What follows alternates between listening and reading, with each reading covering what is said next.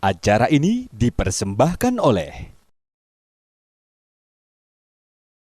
Bismillahirrahmanirrahim. Assalamualaikum warahmatullahi wabarakatuh. Alhamdulillahirrabbilalamin. Asyhadu an la ilaha illallah wa asyhadu anna Muhammadan abduhu rasuluh. Amma ba'du. Para pemirsa Mutiara Hati yang dimuliakan Allah Subhanahu wa taala, pada kesempatan ini kami sedikit menyampaikan kaitannya konsep menggembirakan orang lain.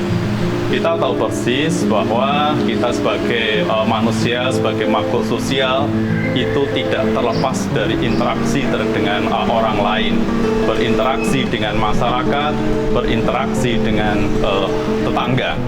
Tentunya ketika kita akan melakukan suatu interaksi ini, itu mungkin ada yang suka dan ada yang tidak. Nah, esensi bagi seorang muslim itu bagaimana kita itu tidak membuat masalah terhadap orang lain. Atau dengan kata lain, itu bagaimana kita bisa menggembirakan orang lain. Baik menggembirakan secara lisan maupun menggembirakan secara tindakan. Nah, dalam beberapa hadis ya kan itu sudah banyak disampaikan.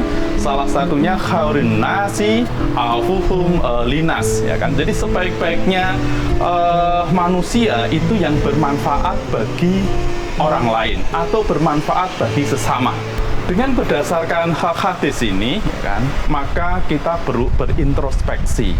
Kita perlu memawas diri.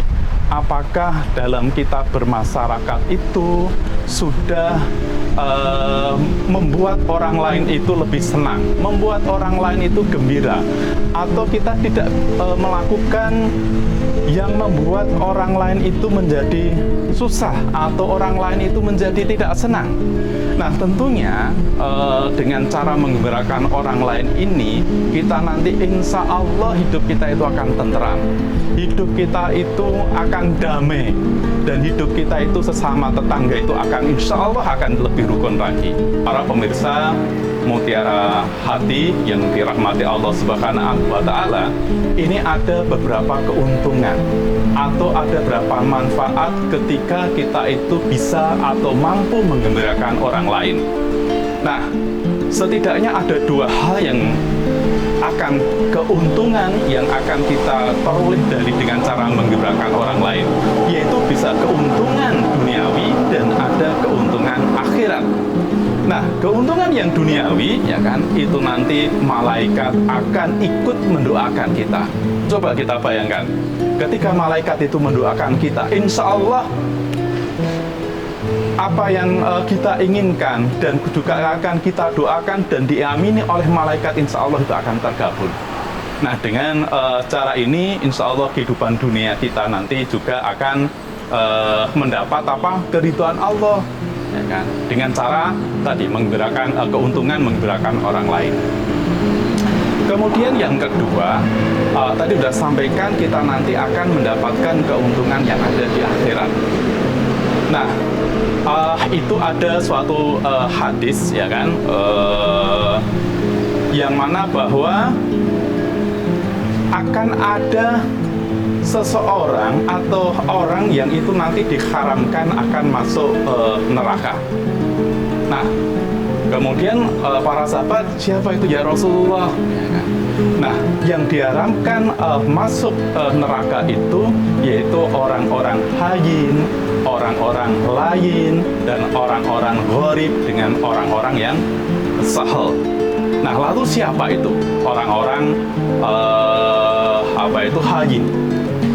Jadi pada golongan yang pertama ini, orang hayin itu yaitu seseorang yang selalu bertutur kata dengan baik, bertutur kata dengan lembut, ya kan? Sehingga apa yang dilakukan itu selalu dipikirkan lebih dahulu.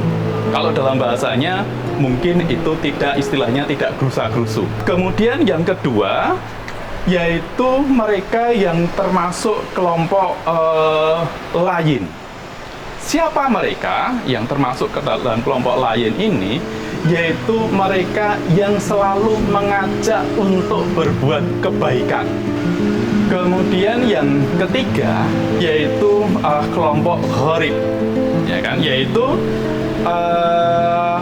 mereka, ya kan, yang selalu akrab, ya kan, ramah, kemudian selalu menebar senyum, kemudian selalu mengajak atau menjalin adanya silaturahmi. Kemudian kelompok yang terakhir yang juga termaktub dalam hadis tadi, yaitu kelompok sahel. Ya kan? Kelompok sahel. Siapa itu kelompok sahel? Yaitu kelompok atau orang yang tidak suka membuat kesulitan sesamanya. Dia suka menolong. Dan dia tipikal orang-orang atau manusia yang akan selalu memberikan solusinya. Jadi kalau ada persoalan atau ada permasalahan, ya kan, mereka-mereka itu yang akan mampu memberikan suatu solusi yang tepat, solusi yang baik, tentunya solusi yang berdasarkan apa, dasar-dasar Al-Quran maupun Al-Hadis. Para pemirsa Mutiara Hati yang dirahmati Allah Subhanahu wa Ta'ala, itu setidaknya apa itu keuntungan kita bisa menggembirakan orang lain. Pada kesempatan ini kami juga menyampaikan selamat menjalankan ibadah puasa. Mudah-mudahan puasa kita pada hari ini mendapat keberkahan dari Allah Subhanahu wa Ta'ala, dan kita selalu dituntun, dibimbing untuk menuju keridhaan Allah Subhanahu wa Ta'ala. Akhirul kalam, wassalamualaikum warahmatullahi wabarakatuh.